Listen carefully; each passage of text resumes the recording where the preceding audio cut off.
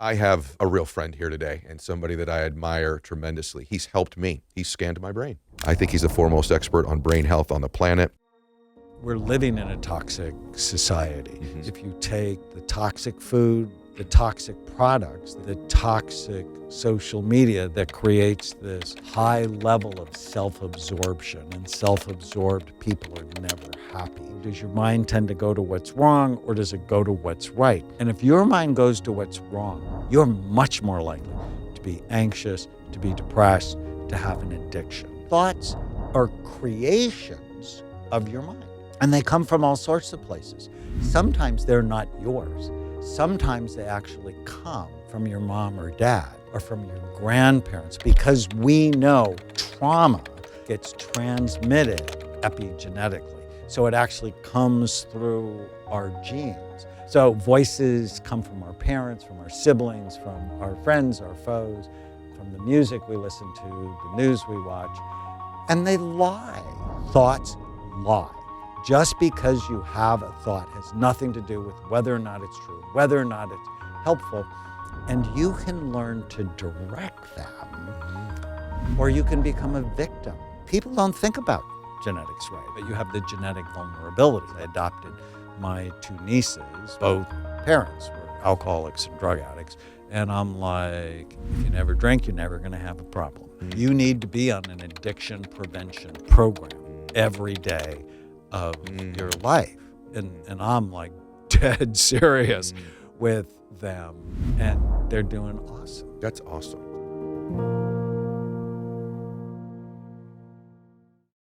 So, hey guys, are you frustrated with where you're at right now? Maybe stunted in your progress? Well, if you are, I want to recommend a place for you to go called Growth Day. growthday.com/ed. It is the #1 personal development app on the planet. It's got all kinds of high performance techniques in there, courses, accountability, journaling, live speeches from some of the top influencers in the world, including me. It's an overall environment to change your life. growthday.com/ed. All right, welcome back to the show, everybody. I have a real friend here today and somebody that I admire tremendously. He's helped me. He's scanned my brain, as a matter of fact. And I have referred friends to him who were in need of his work because I believe in him. Interestingly, I've also referred a few young people to him over the years that were the children of people that I love that needed help. And I'm really grateful that he's written a book that he has coming out right now called Raising Mentally Strong Kids, because of all the people that I've referred to him over the years, I felt the best about the children that he was able to help and catch whatever was going on there a little bit earlier and turn it around. He's only done about 160,000 brain scans from people from over 121 countries. So I think he's just about ready to be qualified to talk about this topic today. I think he's the foremost expert on brain health on the planet. He's a great friend of mine. I love him very much. He's a strong man of faith as well. Dr. Daniel Amen, welcome back to the show, brother. Thank you so much for helping me spread this message about brain health and mental strength. Kids are in trouble more than ever before. It's horrifying. There's a new study the CDC put out that 54% of teenage girls report being persistently sad, that 32% have thought of killing themselves, 24% have planned to kill themselves. Just think of that. A quarter of teenage girls and 13% have tried. These are statistics unlike anything in recorded history. Why? Well, it's an interesting question, but we're living in a toxic society. So if you take the toxic food we feed them, the toxic products that go on their bodies, the toxic social media that creates this high level of self-absorption, and self-absorbed people are never happy people. And then the toxic news, which really drives them to negative thinking patterns. Because you and I both know the news is no longer the news. Right. The news is like the crisis news network, because if they scare you, you'll pay attention. And so you buy more copper underwear. But the negativity, and I actually have been studying negativity bias. So does your mind tend to go to what's wrong, or does it go to what's right? And if your mind goes to what's wrong, you're much more likely to be anxious, to be depressed, to have an addiction. Hmm. And so I train kids to have a positivity bias and to take care of their brains. In the book, you reference the fact that they need to be working on their brains and their minds.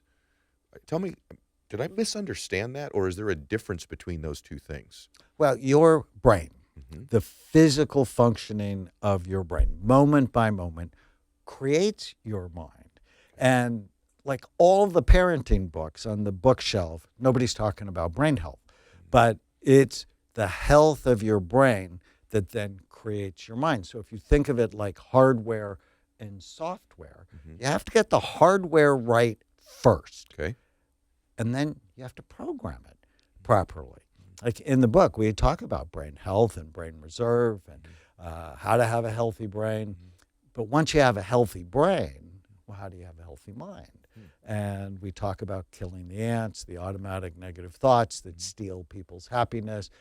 I was 28 years old in my psychiatric residency before I learned I didn't have to believe every stupid thing I thought. The brain is a sneaky organ, right? We all have weird, crazy, stupid, sexual, violent thoughts that nobody should ever hear. But there's nothing in school.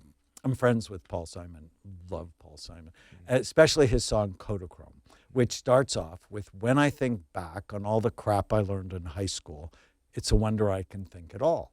And if you think, schools really have not been redesigned in 120 years, we need to redesign them to create healthy people. Well, I was 48 years old before I learned about the ants, which was from you. And I remember leaving you that day and saying to my son, who was the first person I saw, I go, "Hey, Max, I just had a revelation." He goes, "What's that, Dad?" I said, "I don't have to believe everything I think." And one of the things I have a tendency to do, I want to know if this affects children, because really this book and today's conversation will be about mental health in general, but more specifically how it applies to our children. I do something when I have a negative thought, Dr. Amen, where I do what I call it like thought stacking. So I get a negative thought. I don't do this with my positive ones. I do it with my negative ones, where I repeat it over and over and over, and then I stack it. If this happens, then that happens, and I create this entire almost narrative in my mind of what I coined thought stacking. Is that a common thing in people just like me, or is that something that happens in children as well, where maybe they're being bullied at school, they have a thought, I don't want to go, and then they repeat it, and it gets bigger and bigger and bigger, and now you believe the bigger lie. It's even worse than the original lie you were telling yourself. Thoughts stack, the ants, the automatic negative thoughts. They link, they stack, they link, and then they attack you. And it's not hard to kill the ants, but it needs to become a practice. And I have my patients, especially the ones that are anxious, depressed, or obsessive, write down 100 of their worst thoughts and then take them through a process to get rid of them.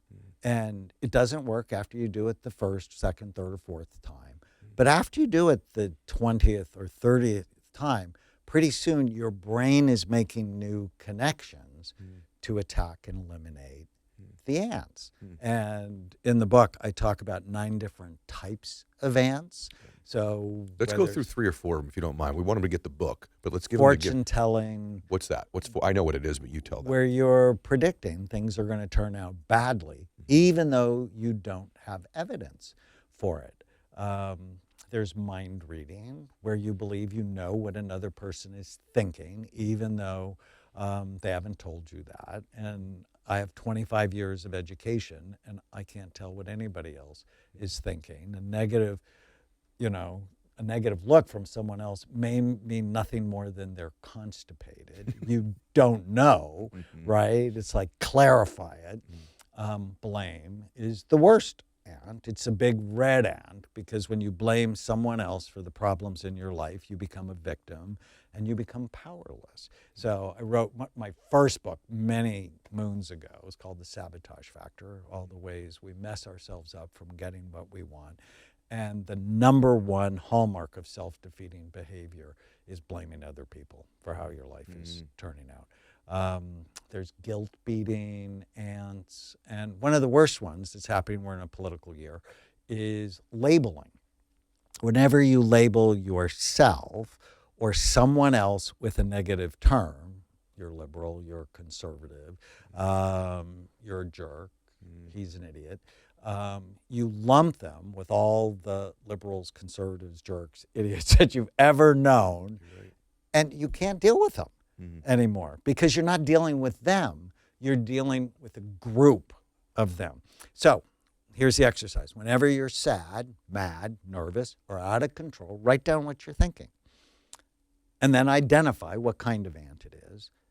And then we take them through this process that actually borrowed from my friend Byron Katie. Is like, Tana never listens to me.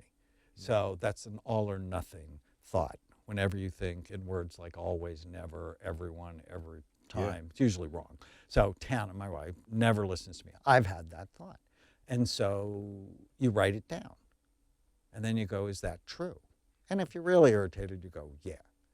Right. And then you go, is it absolutely true? With 100% certainty. I've written and produced 18 national public television specials about the brain. She has listened to all of the scripts. So it's like, no, that's actually not true.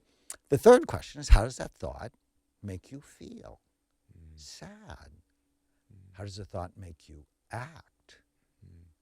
Mad. What's the outcome of the thought? Separation. So the fourth question is, how would I feel if I didn't have the thought? Happy. Wow. How would I act? Connected. What's the outcome? We have a better relationship. And my favorite question of all of them is 5. Take the original thought, Tana never listens to me, and flip it to the opposite. Tana does listen to me. Now, don't go to the narcissistic opposite, which is she always listens to me, because that's not true either. And go, Tana does listen to me. And then I'm completely not bugged by my thought. And you have to understand, thoughts are creations of your mind.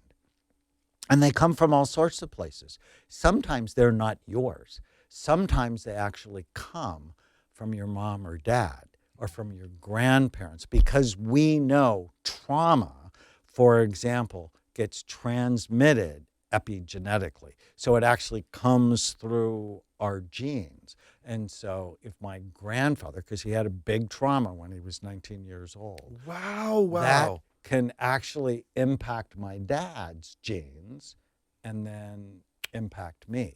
So this whole thing of epigenetics is so interesting. So thoughts can come from a different generation. They come from the voices, obviously, of my mom. You know, I'll give you something to cry about.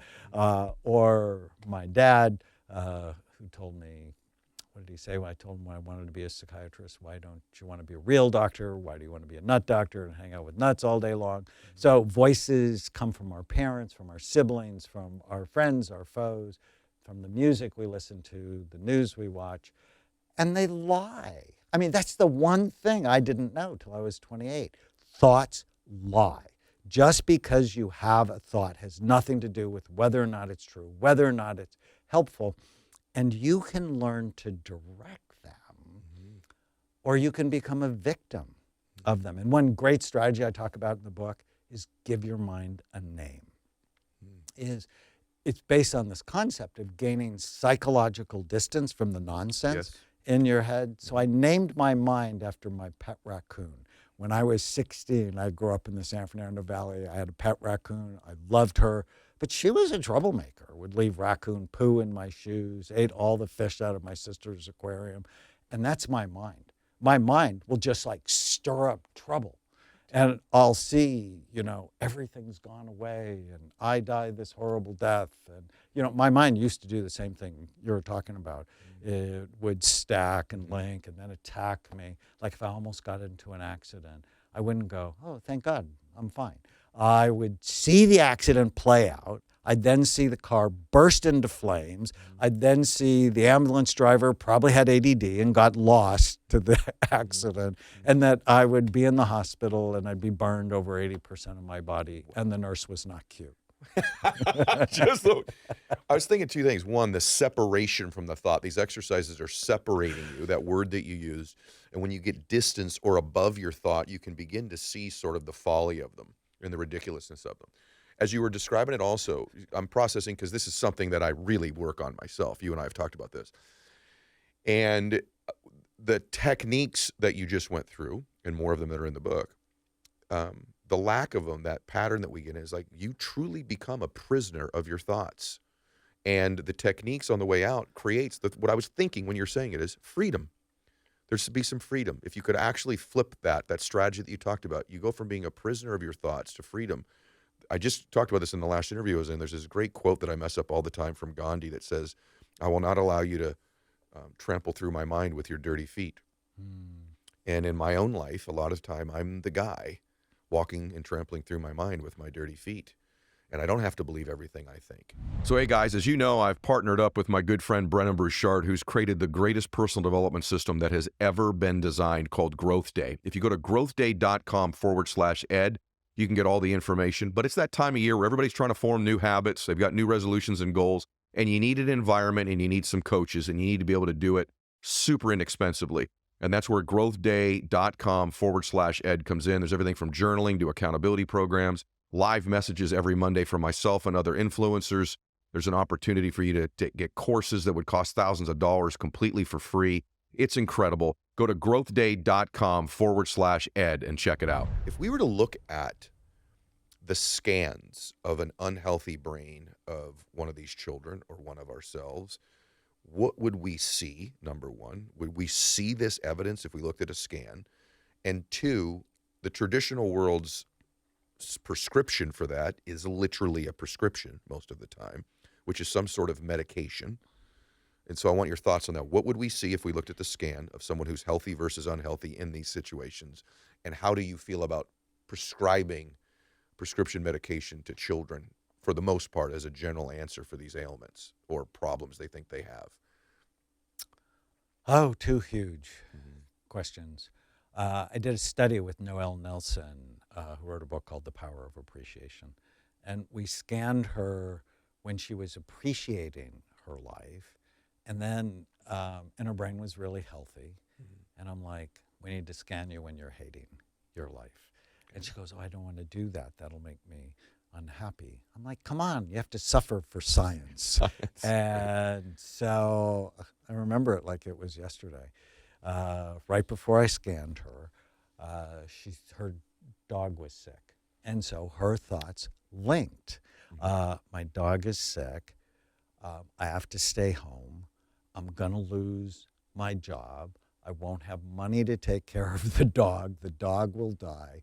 And I'll be sad, and I'll end up homeless in Malibu. I mean, like within 5 minutes, that was the trail.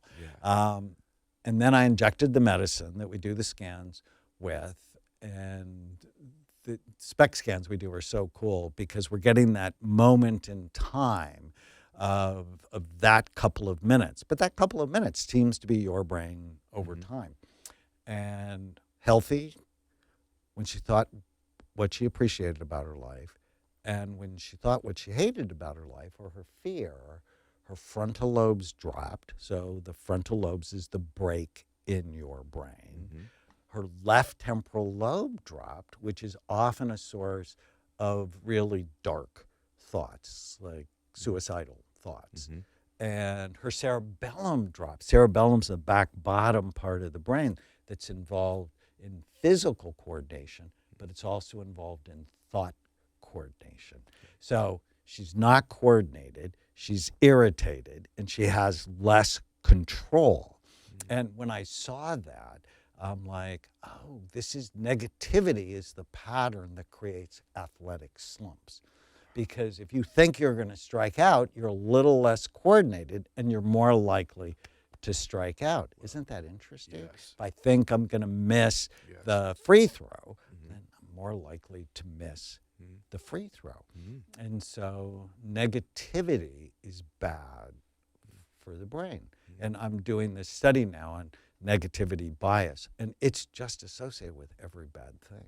Wow. Now, medication, that's a huge topic, and it's not the first thing I think about. I own a supplement company, so if you're depressed, I want you to be on a good multiple vitamin, I want you to take omega-3 fatty acids, and I want you to take saffron, because there are now 25 randomized controlled trials showing it's equally effective to antidepressants, but rather than knock off your libido, it enhances it and it enhances your memory. So the science of saffron, very exciting. Now, if nothing is working, generally with kids, I don't give them antidepressants because they have black box warnings and can increase the risk of suicidal behavior. Now, if I'm really stumped, I might. The issue with ADD is different, though. And I know everybody thinks all the kids are over-medicated, and they are.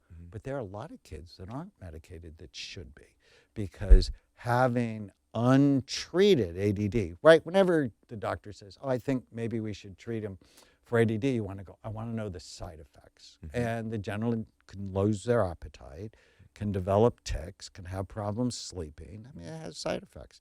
But you have to ask the other question. What are the side effects of having untreated ADD, which are things like school failure, friend failure, incarceration, bankruptcy, divorce? It's a lot. Identity and confidence starts to stack the wrong way. If you really have ADD and you're not diagnosed by the age of 9, your self-esteem generally is problematic because you try and it doesn't work. You try and it doesn't work. And you know, my first thought is not medicine. I have natural solutions like decrease their time on gadgets, get them to exercise, more sunshine, simple supplements like multiple vitamin, fish oil. Rhodiola is one of my favorite supplements to help with focus and decrease stress. But if those things don't work, I'd think about it stimulant. Okay, you would. I would. You said, is it saffron? Is that how you said it? Saffron. Spelled how? So everybody knows. So S-A-F-F-R-O-N. Okay. So the spice, it's the world's most expensive spice. Yep. But if you just look at the science, it's stunning. Okay, that's crazy. And when I learned about saffron, it was 25 years ago, I'm reading the studies, and they're pro-sexual. And that's the thing that got me, because all the SSRIs I've prescribed, people don't want to have sex, or it takes longer to have an orgasm. Now, if somebody has premature ejaculation, that can be really helpful for them. It's like one of those little tricks with Prozac. I'm like, you'll last longer. Sometimes you'll last forever. Wear your partner out. Very bad. But I saw it was pro-sexual, and I'm like, pay attention. And then, so there's 5 studies showing sexual enhancement for females and males, but 25 studies on mood. Interesting. So small thing, well, not small. One of the things you emphasized with me was caffeine. And I'm just curious if you still feel strongly about that, because I'm thinking about kids in general, and I'm thinking of all these energy drinks. Everybody drinks coffee at about age 3, it seems like nowadays, right? And I remember in my case, you were saying, hey, listen, this may seem insignificant and small, and have omega-3s, but also like your caffeine intake is making an impact on your brain health. And I just want, if people have children right now that are pumping them full of caffeine and soft drinks and all these other things, there's got to be an impact on brain health for them as well. And why would you do that? It's clearly a drug, and it's just a bad idea, caffeine. And the reason, I pick on lots of things. I pick on alcohol, I pick on marijuana. But I pick on caffeine because it constricts blood flow to the brain. And what we've learned is neurons, brain cells, don't age. It's blood vessels that age. And so what you want, I often talk about brain envy. You want to have a better brain. Freud was wrong. Penis envy is not the thing. You want to have blood flow envy. Because you want to keep their blood flow, your blood flow, right? Because to have mentally strong kids, you have to model that, right? So it always starts with the parents being mentally strong. But you want to lose the caffeine and sugar, Okay. right? I mean, energy drinks are just a disaster. I have one sitting right over there. For children. That's probably why I'm doing such a bad job in the interview. No, they're not good for you because, I mean, one, the sugar is pro-inflammatory. Brand new study out today on inflammation damaging the dopamine circuit in the front part of your brain. So kill the sugar. Okay. And whenever it comes to food, you just want to ask yourself this question. Do I love it? And does it love me back? Gotcha.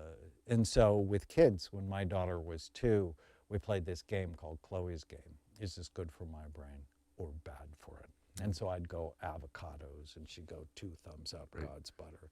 If I said blueberries, she'd put her little hands on her hips and go, are they organic? Because non-organic blueberries hold more pesticides than almost any fruit. I'm like, no, of course they're organic. She'd go, oh, God's candy. Oh, God's candy. I love that. Hitting a soccer ball with your head. Oh, very stupid. Brain is soft, skull is hard, skull has sharp bony ridges, right? And playing these games, I talk about this in the book, playing these games with kids just to get them to love and think about and care about their brain. And a lot of parents, especially parents of teenagers, go, I just don't have any influence. It's because you don't have a good bond with them.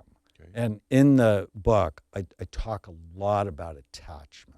Or Dr. Fay and I talk a lot about attachment because my dad and I weren't not bonded. We didn't really like each other. And when I was 18, another political year, it was 1972, my dad told me if I voted for Senator McGovern, the country would go to hell. I voted for McGovern because I was not bonded to my dad. And the country went to hell, but it had nothing to do with McGovern, right? It was all Richard Nixon and Watergate and all that craziness. If you want influence, you have to be attached. And for the kids that are attached to their parents, they tend to pick their values. And what does bonding require? Time, actual physical time without your phone, and listening. And there's one exercise in here that's so good. It's gold. Give us one. It's called special time. Okay. 20 minutes a day with your kids, doing something they want to do.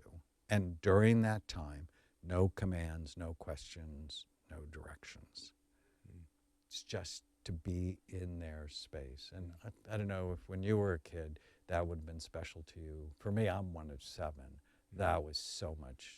I mean, not so much for my dad because he was harsh, but with my mom, I just craved. So did I. That. In fact, it's so special and profound. I can think of the only 2 or 3 of those moments I had with my dad. And I can picture them right now. Right when you said it, I flashed. I know literally at a park playing catch with my dad. He was the catcher. I was just literally, it was like one of these very rare, you imagine that? I'm 53 years old this month. And those moments are so special. I can recall the only 2 or 3 of them that I remember as a child. They're that big of a deal. I want you to say more about that. Okay. That's so important. Well, so here I sit here and I can picture really only 2 or 3 of them in my life. Now, by the way, even when I picture them too, my whole internal state I can feel changing when I say it. There's another part of me that's sad that my recollection is only 2 or 3 of these moments. And the reason I think I recall them, which I want to ask you about that in a minute, is because they were so unique and stood out emotionally for me. That they appear to be more from a neurological standpoint connected to me in my brain than other experiences of my life because my emotions were so high during those moments. And that's how memory is formed. It's anchored with emotion. So the higher, that is true then, Dr. Amos, so the higher the emotional state during a moment, the more likely the memory is anchored to us. Yes, good or bad. And so, if it's really bad when I was 6, my mom said, I told a lie, I don't remember it, but I do remember her starting to cry and say, I never thought I would have a son who's going to hell. I'm like, I think that imprinted that you're bad. It's at some level. And overall, my mom was great. And overall, my dad was. But, they made mistakes, right? And so being forgiving is important. But when you're not bonded, it can create all sorts of unconscious mischief in your brain. So, for example, our big goal as babies and small children is to be attached because they feed us, Right. they protect us, they house us. It's life-saving. And when the bond becomes broken, we develop this internal rage. But then, because we need them, we feel guilt about the rage, and we suppress it. But then we start attacking ourselves because we feel guilt, like we actually did something awful, right? The brain can often not distinguish an action from a thought. And we live with this sort of chronic sense of being bad.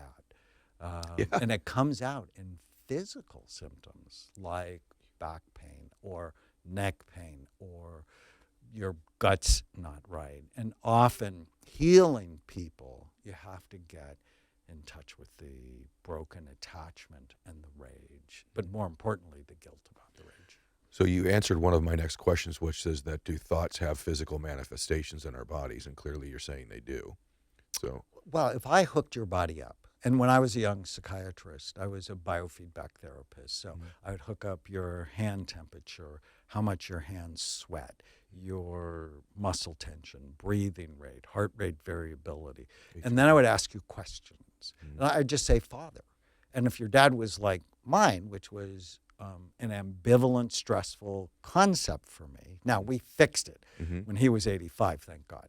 But immediately, if you would have said, Father, my hands would get colder, they would start to sweat, my muscles would get tense, my breathing would become faster and more shallow, and my heart rate variability would go down. And it happens immediately. So whenever you have a negative thought, it impacts your physiology. Virtually every cell in your body responds to that. Whenever you have a positive thought, a hopeful thought, a happy thought.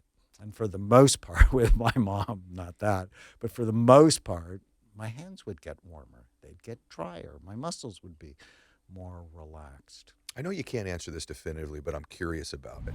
Hey guys, I want to talk to you about Shopify. Look, when I started the show, the furthest thing from my mind was doing online business, and now I can't imagine my life without it.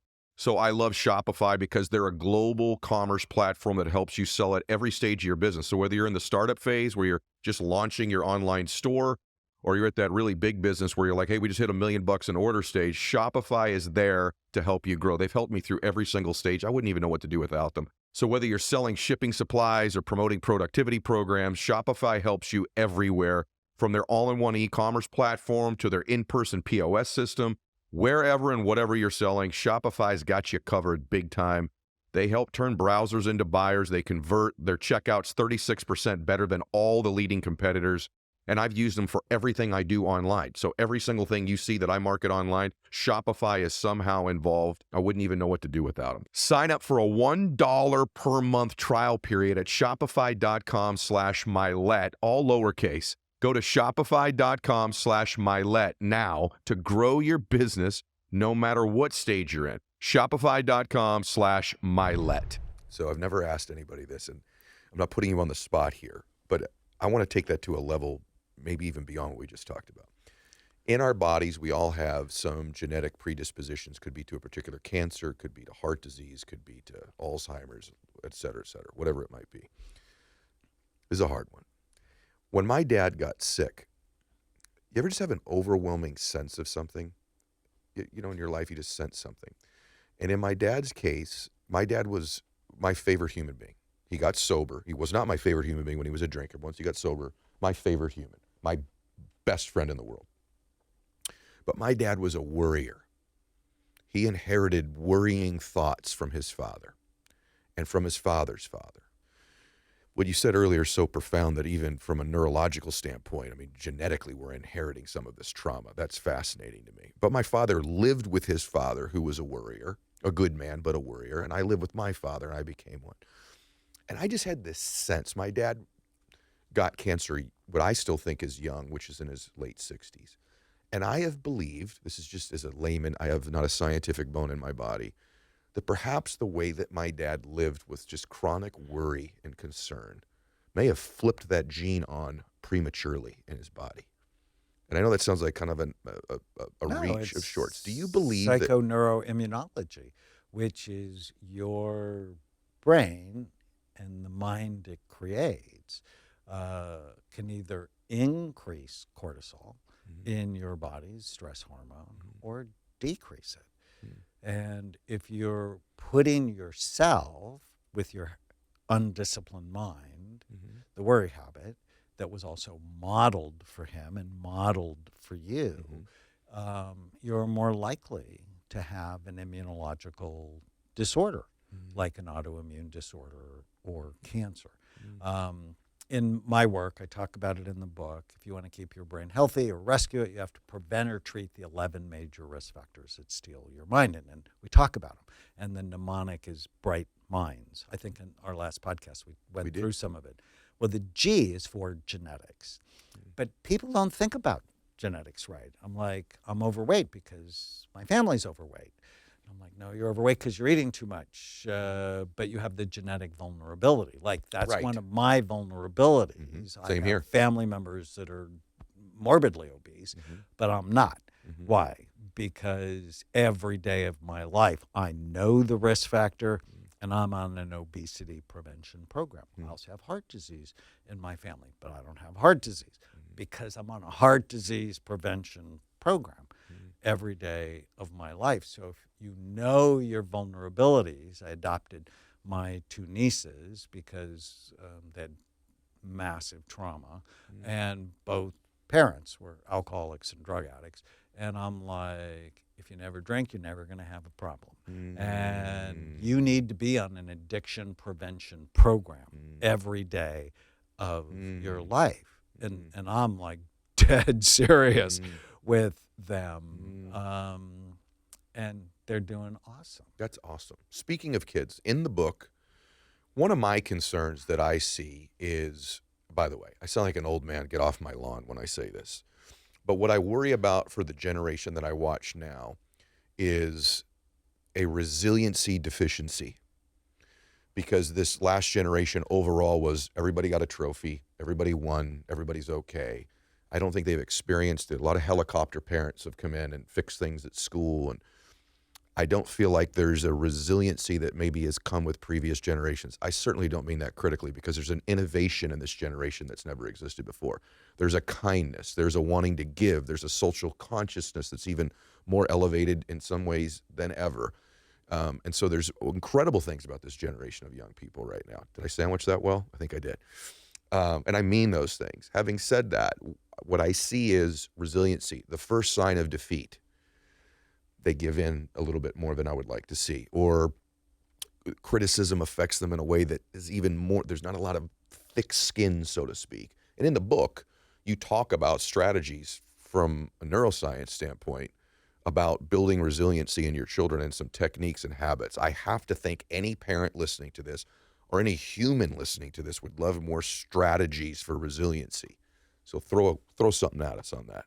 Well, one of the huge mistakes I made early on, and I think it was because my self-esteem wasn't good, is I got self-esteem by fixing my kids' problems. And looking back on it, huge mistake. And if a child comes to you and says, I'm bored, way too many parents scurry around trying to fix that for them. Please don't do that. Hand it back to them. It's like, oh, you're bored. I wonder what you're going to do about that. And if they put it on you, you have taught them that you will solve their problems. And when Chloe, I pick on Chloe a lot, when she was 7, she was a hellion. We all used to say she's going to be the leader of a gang or the leader of the free world. And her mother used to sit with her for hours trying to, nudge her to get her homework done. And I'm a child psychiatrist. I'm like, stop that. You did 2nd grade. But she wasn't listening to me. And 3 of her friends recommended this program called Parenting with Love and Logic by Jim Fay. It's spectacular. In fact, I co-wrote this book with Charles Fay, his son, who's the president of the Love and Logic Institute. And after Tana really got this parenting in a way that allows children to make mistakes and pay the consequences for their mistakes when they're young to build resilience, everything in the house changed. Everything. She announced to Chloe one night, sweetheart, I'm never going to ask you to do your homework again. I've done second grade, and if you don't do it, it's on you. Teacher might be mad at you. You might not get to go out with recess. And if you really don't do it, you'll make new friends when you repeat second grade. And Chloe had a fit. That doesn't make any sense. Stormed off. 20 minutes later, came back. No one's ever asked her to do her homework. She's going to graduate from Chapman University. She's responsible. And oh, by the way, and some people are going to think this is harsh, and I think it's incredibly loving. If she forgot her sweater at home, nobody brought it to her at school. She was cold. If she didn't bring her lunch, nobody brought it to her at school. She was hungry. But she only forgot it once. If she didn't bring her homework to school, even if she did it with a group of other kids, nobody brought it to school. Because we were teaching her, you're responsible for your life. Now, of course, we're always protecting her. One of my kids would run in the street. I still have PTSD from her ADHD, but you protect her. But then there are consequences. And never hit a child. I mean, seriously, that is just not helpful. But consequences are important. Whether it's time out or you drained my energy so you get more chores. And oh, by the way, all children should have chores that you don't pay for. This is your part of this family, and you're important to make the family work. There's a big study from Harvard looking at 454 inner city Boston school kids they followed for 70 years. What goes with health, success, and longevity. And the only thing that went was self-esteem, whether or not you worked as a child. And it can be a paper route, it can be chores. For me, I went to my dad's grocery store. I had the guy who's the current host for that at Harvard on. We talked about it, and you literally, our vibrational frequency together is so good because it leads to my next question. So hey guys, if you're like me, I am always on the lookout to try to eliminate these cold and flu symptoms. I got to tell you, literally right now, as I'm recording this, the last 3 or 4 days, I was struggling. I've had a cough. I've been congested. I tried an IV. I went and did a bunch of vitamin C. I've tried about everything under the sun. None of it has been working. Bam, someone sends me Armra colostrum, and it has changed everything.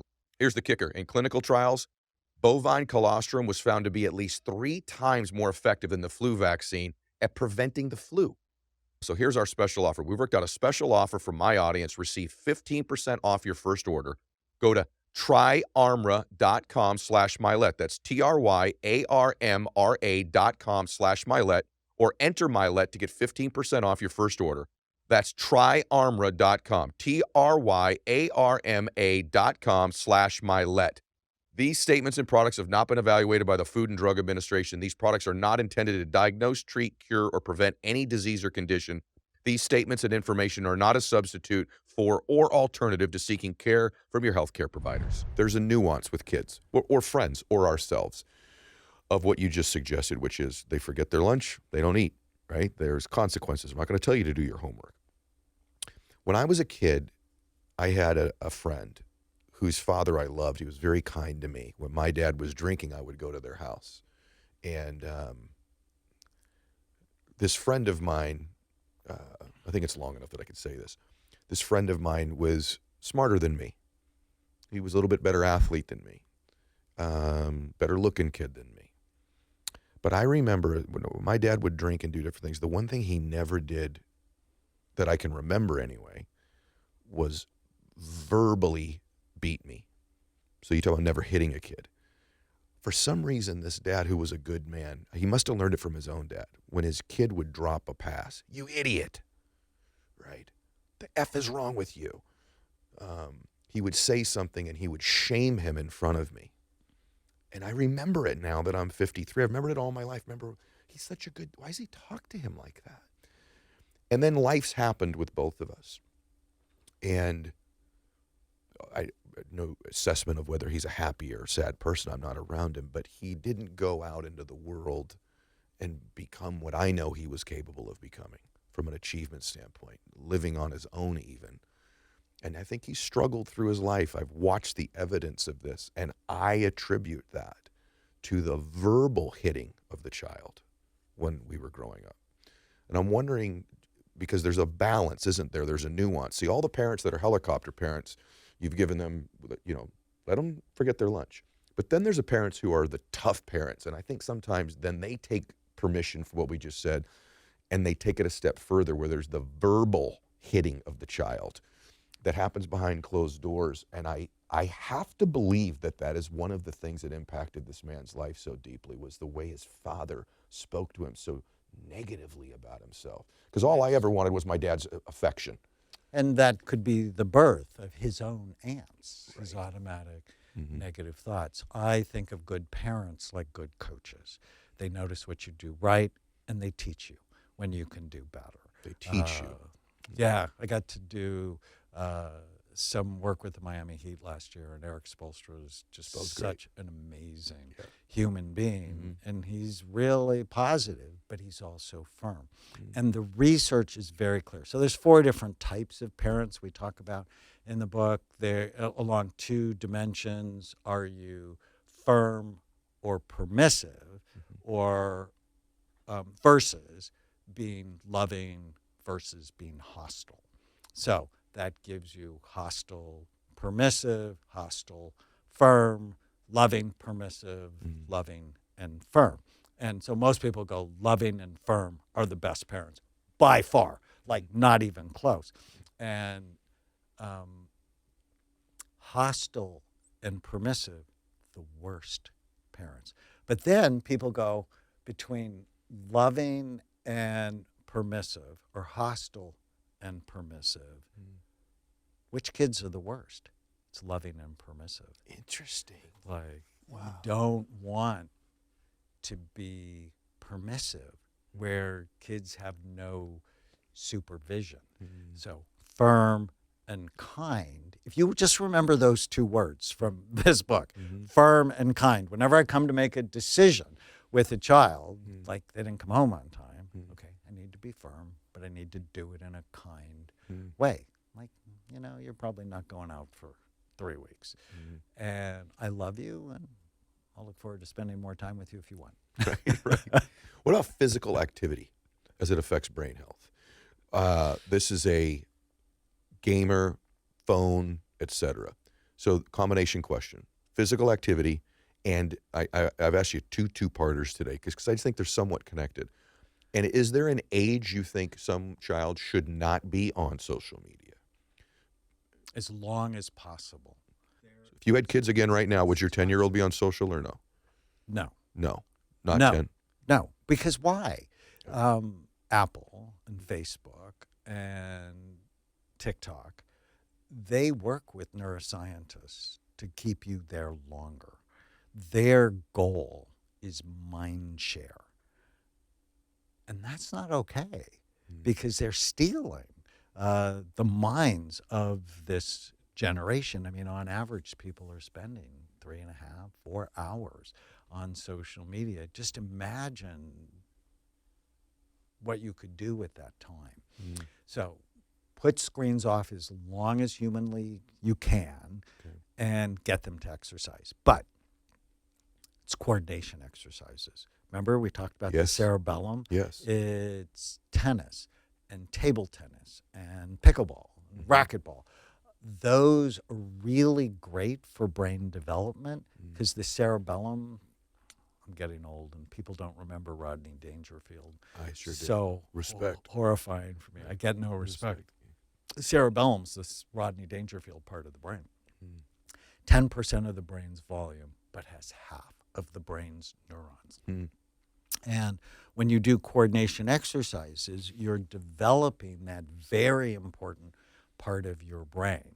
And I'm not a fan of hitting soccer balls with your head. You said that multiple times. And, Yeah. or letting kids play tackle football. I did the big NFL study. When the NFL was sort of lying, they had a problem with traumatic brain injury in football. And now everybody knows it's true. Why would you put a developing brain in a position to have damage? Think about that. Your brain, and most people don't know this, but your brain is not finished developing until you're 25. So there's this process called myelinization. So your neurons, your brain cells, get wrapped with a white fatty substance called myelin, sort of like insulation on a copper wire. And once they're myelinated, they work 10 to 100 times faster. So this is where maturity happens, myelinization. Well, it starts in the back when you're 2 months old, right? Babies can see, and when you smile at them, they smile back. Yeah. Your prefrontal cortex, largest in humans and any other animal by far, focus, forethought, judgment, impulse control, organization, planning, empathy, learning from the mistakes you make. It's not finished developing until you're 25, which is why I'm not a fan of sending kids away to college and have them join sororities and fraternities with other underdeveloped brains. It's just a prescription for a lot of trauma and bad things to happen. I got my hair cut this morning, and it's a young lady that cuts my hair, and she's always asking me for advice, on life. And I said, you'll see these videos on social media often. When you ask somebody towards the end of their life, they'll say, what are your regrets? And it's not typically, I wish I'd have worked more. It's typically, I wish I'd have been more present with my family. I wish I'd have traveled more. I wish I had more memories. And I told her, and I wish I'd have taken more risks and pursued my dreams. I wish I wouldn't have played it so safe in my life. And it made an impact on her. And I watched her kind of drift into her thoughts. And she says, Ed, I think my generation at the end of their life, when we get there, they're going to say their biggest regret is they wish they spent less time on their phones. They wish they spent less time on social media, that they wasted their lives away in these digital devices and they weren't present in the real world. And I told her, I said, I think you're 100% right. She goes, I know 30 years from now, we'll be watching my generation say this. And so your point is so incredibly profound. All right, this is, as usual, my conversations with you. I want to go 11 hours with you. We've already filled up most of our time here today. But I want to ask you this lastly. If someone's listening to this today, they have a child or themselves, they just have a sense that this person is in some sort of a spiral or a funk or they're not joyous and happy and productive. What did I not ask you about today that I should have, that would be a technique or a strategy that's in the book? By the way, it's Raising Mentally Strong Kids. I got to tell everyone this. When I read the book, it is about children, but to be candid with all of you, it's kind of you're your own kid. And it's almost a way to raise a mentally strong you as well, even if you don't have children. But what is something you'd say to someone that's like they're just not themselves right now? What is something they could be doing, thinking, a technique or a strategy right now for them? Well, I would go back to bonding and special time. I would make sure the first thing, and yes, you can take them to see a mental health provider, and that can be helpful, can be hurtful if that's not the right person. Sure, right? A lot of that. But I think step one is know what you want as a parent. What kind of dad do I want to be? What kind of mom do I want to be? What kind of child do I want to raise? Because, as an entrepreneur, everything really starts with what do I want? What's the goal of my business? What's the mission statement, right? Parents hardly ever do that. Gosh, that's true. What do I want? Wow. And then what's going on with the bond between me and the child? Am I spending time, and am I talking less and listening more? And then, because then you'll be privy to their internal life, and you'll be able to assess, oh, I need to get him help, or I just need more time with them. Time is so healing. And then there's this great story in the book about why I collect penguins. And what is it? Tell us the story. So I just actually talked to my son when I adopted him, and he was hard for me. argumentative, oppositional. He was hard. And I'm in my child psychiatry training program, this is 40 years ago, and I'm telling my supervisor that I'm having trouble. And she goes, you need to spend more time with him. I'm like, but I'm mad at him. Right. And she said, and gave me some strategies. And that weekend, I was doing my child psychiatry training program in Hawaii. And there's a place in Hawaii called Sea Life Park on Oahu. So I took him to Sea Life Park, and just he and I, and we saw the killer whale show, and that was great. And then we saw the dolphin show, and that was fun, and the sea lion show, which was hysterical. But at the end of the day, he grabs my shirt, and he said, I want to see Fat Freddy. And I'm like, who's Fat Freddy? He's like, the Penguin Show, Dad. Don't you know anything? Right? That's the quality of our relationship. And so we go into the stadium, and this little, fat, humbled penguin walks onto the stage, climbs a high diving board, goes to the end, bounces, and then jumps in the water. And I have my arm around my son, and I'm like, this is so cool. And then Freddie bowled with his nose, he counted with his flipper, he jumped through a hoop of fire, and I'm blown away until the trainer asked Freddie to go get something.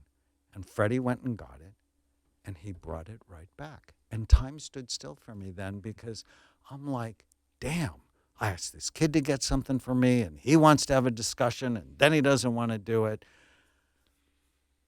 I knew it was my fault. I mean, it just crystallized. If she could get this bird to do all these really cool things, I'm doing something wrong. And I went up to the trainer afterwards, and I said, that was really amazing. How did you get Freddie to do all these really cool things? And she looked at Anthony, my son, and then she looked at me, and she said, unlike parents, whenever Freddie does anything like what I want him to do, I notice him. I give him a hug, and I give him a fish. And the light went on in my head that even though my son didn't like raw fish, that whenever he did what I wanted him to do, I didn't pay any attention to him because I was like my dad. But when he didn't do what I wanted him to do, I gave him a ton of attention because I didn't want to raise bad kids. So I was inadvertently noticing the wrong things. So I collect penguins as a way to remind myself, notice what you like about the people in your life, because every day you are shaping them to be positive or negative. And it's helped me so much in my life. I wish everybody could see your face right now. Yeah, me too. I love you, brother. I love you back. You're such Thank a you good for guy. having me. That's such a great story. That's such a great story. And it still impacts you that deeply now. You got me right there. You got me. That's why I love this man so much, you guys. Man, I'm thinking, do I do that? I hope I pay attention to the good things. I hope I give attention to the good things. What a lesson for a marriage. What a lesson for friends. What a lesson for being a parent. A boss. Supervisor. Ourselves. I so often... Well, one more story. Yeah. It's public knowledge.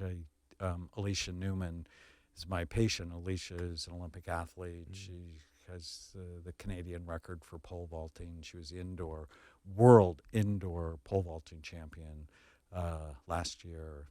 And when I first saw her, she was so hard on herself. She had a concussion, which is why she saw me. And she's just amazing now. And we know every tournament or practice, she wins or she learns. So it's not about losing anymore. It's about we win or we learn. And That's beautiful. I'm so proud of her. And then just one more, it's also public. Miley Cyrus has been my patient, and I love her so much. But her song, Flowers, which is about self-love, one song of the year. She just got 2 Grammys for it. And that's the whole message, right? It's not permissiveness that's the right thing. It's being firm with yourself and kind at the same time. Yeah. That's 100% it. Being firm with yourself and kind at the same time. I'm proud of you. I knew this would be good today. I don't think I knew it would be this good, though. And I love you, and I love your work. You guys, this book is Raising Mentally Strong Kids. You should get it whether you have a kid or not, because there's a kid inside of you that needs to be mentally stronger and be more resilient and heal themselves as well. As usual, by the way, I'm getting all of these supplements that are in the book as well. I'm on a lot of them already from you, but I'm going to get the rest of them. Thank you for today. Thank you so much. Love you, brother. All right, everyone. Hope you enjoyed today's show. Clearly, this is one I don't need to ask you to share. Share it with anybody that this applies to, which is probably everyone that you know. Okay? God bless you. Max out your life.